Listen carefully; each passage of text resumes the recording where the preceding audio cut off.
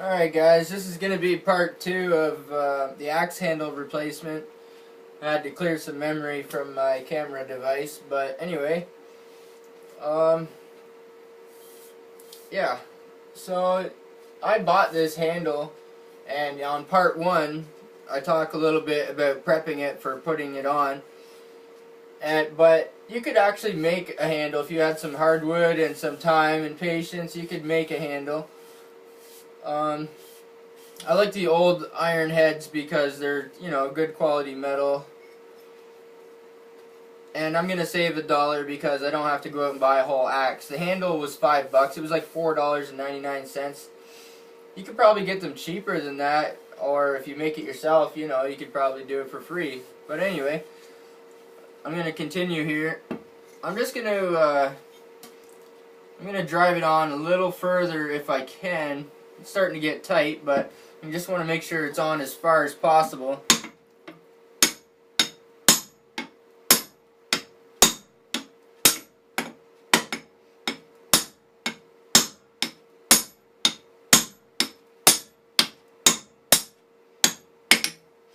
So anyway, that seems to be about as far as she's going to go. It's nice and tight around the bottom there. There's a tiny gap at the front, but it's minuscule and it's nothing to worry about. She's on there nice and tight, and on part 1 I discussed how this opening on top is actually a little bit bigger than the opening on the bottom. And there's a reason for that, because and there's a slice in this handle. There's a reason for that too.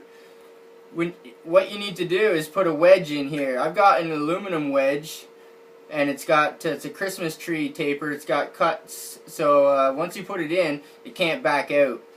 That's what those grooves are for. In that, it's a wedge. This is an aluminum wedge. Now, in the bottom, like I said, it's nice and tight all the way around. I just drove it on a little bit further, so there's a little bit of like peelings or whatever from the steel cutting into the wood, because I drove it on a little further than I cut it for. But yeah, so the reason why this top hole is a little bigger is because once you put this wedge in, it's going to expand, and then your axe head can't come off, because this hole is bigger and it's tighter down the bottom, so the tighter spot won't be able to come up over the expanded part once you expand it by putting a wedge in here. Now there's a slight gap at the front. It's bigger than the one down the bottom, but that's okay too. I'm going to do something about that, and there's a couple of different ways you can do this. First thing I'm going to do is put this aluminum wedge in. I think I've got the axe head where I want. I've got it on the right way, and the handle is sticking up 1/8 of an inch beyond the axe head itself. And I'm going to center this wedge in the center of the handle here. This is a big aluminum wedge, but there are smaller steel wedges that you can get. And if you have the small steel ones, you can put them on 45 or 90-degree angles. But this is a wide aluminum wedge, and it's made for a cut like this. That's why the handle has a long cut in it. So, yeah. Now, if you don't have wedges, I've seen people put different, like you can make a wedge out of a piece of steel. You can cut grooves in it if you have to. I've actually seen people put a homemade handle in, or handle, and put like screws in the top just to make it expand a little bit. And there's another thing you can do is water. After you put this handle in and get it tight and wedged, you can take the upside down and put it in a bucket of water, and that will swell. Like the wood will swell a bit when it's wet. That's another trick you can do, or a trick I've seen people do.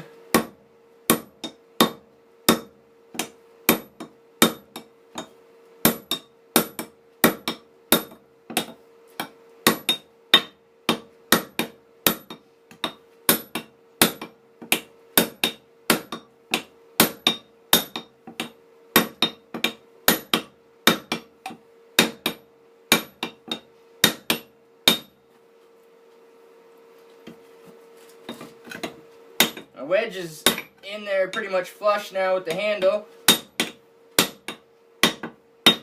And that really expands this wooden part of the handle, so it's not going to come off, and it's going to be way tighter than it was when you first drove it on.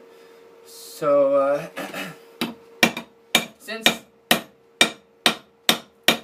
this wedge is aluminum, it really mushrooms out nice and flattens out nice, and it's pretty easy to work with because aluminum's a little softer than steel.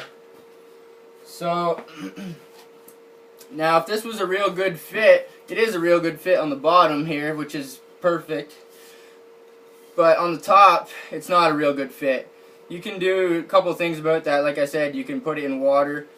I've seen one guy, he used wood filler glue in there. I've got Gorilla Glue, and this is a really good fit, especially down below. And it's swelled out nice with this wedge, but I'm just going to put a little bit of Gorilla Glue in the cracks here on the front and back, and then I'll activate it with water.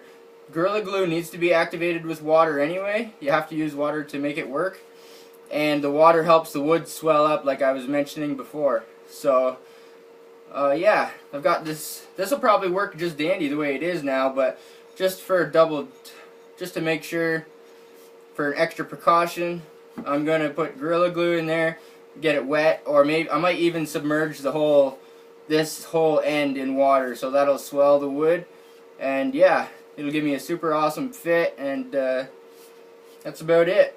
There she is. It's not a huge axe, as you can see, but it's perfect size for me and for what I need to do. And yeah, I paid $5 for the handle, and I just put in a little bit of work. I already had the aluminum wedge, I already had one. So yeah, that's about it for this episode, I guess. Like I said, you can make the handle yourself, you can use different types of wedges, you can, yeah, different tips and tricks here, but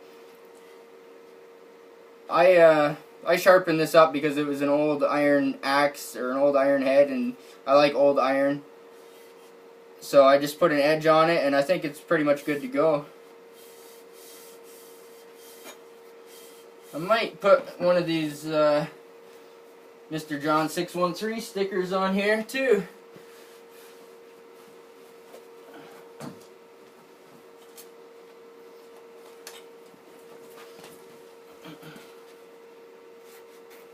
I'm probably almost out of time for my video here.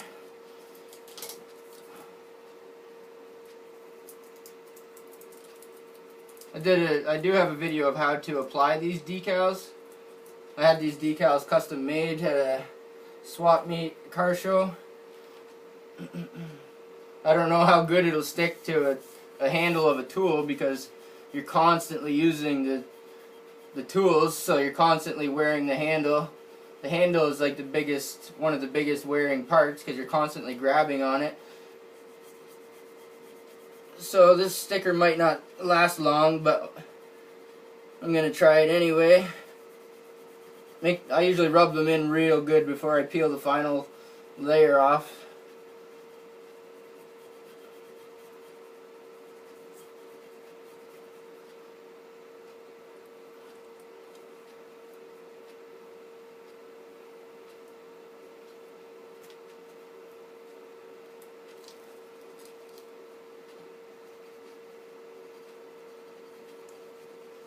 And you pretty much have to, especially working with something like this. Should have cleaned the wood off better. This wood is just bare wood. It has no lacquer, no finish to it at all. So there's not much for the sticker to stick to except for a dry, dusty chunk of wood, which is not the best for these decals. Anyway, there it is. Maybe I might put a clear coat over that, but like I said, it's just something for chopping up small pieces, nothing major. It's just an old axe. That's it for this episode, guys. Check out my next episodes, and if you're not